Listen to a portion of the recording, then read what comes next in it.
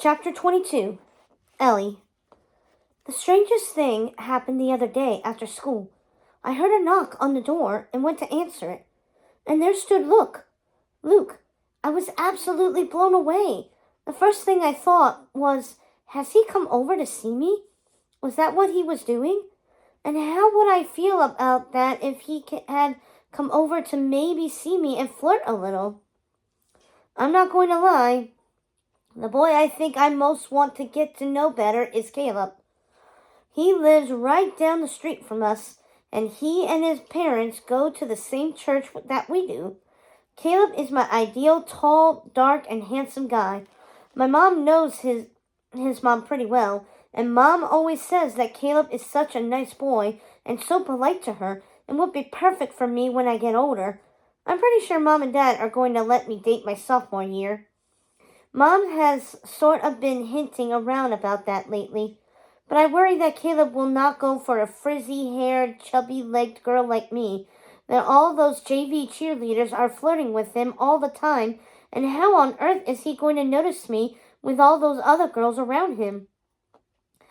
But sometimes I think that Caleb is not right for me, even if I wasn't a little overweight. Mom says I'm not overweight when I ask her, but what does she know? So then I start thinking about Luke, and the more I think about how he has changed this year, the more I think that he might be the boy I should concentrate on. Anyway, I think I might have some competition for Luke, if I did decide to sort of get to know him better. Last Friday during lunch, I had to go to the library and renew a book for a book talk. We have to read a book every 4 weeks in Miss Hawk's class and give an oral presentation on it, and I saw Luke and Mia sitting next to each other and reading. Mia smiled and waved to me, and I came over and they were both reading a book that said 1984 on the cover. I said I had to admit that I was a little shocked to see Luke reading something that wasn't about the outdoors, and Luke said it was a pretty good book and started talking about it. That really surprised me too. Then Mia said she and Luke had formed a book club and were reading books from a college-bound reading list or ones that Miss Kendall had recommended. I said that I didn't see them much in the cafeteria anymore, and Luke shook his head yes and said that Mia was tutoring him on Tuesdays and Thursdays for his Math for Dummies class, and miraculously, he had a middle D average now. Luke then said that 1984 was awesome and terrifying at the same time, and said I might like it. Luke talking about reading classic, college-level books, I mean, how shocking is that? Mia then tapped Luke on the shoulder and said that he was coming along. Did that mean coming along in his studies, or coming along as in a relationship with her? Or both? I really like Mia. She's one of the sweetest girls in our freshman class.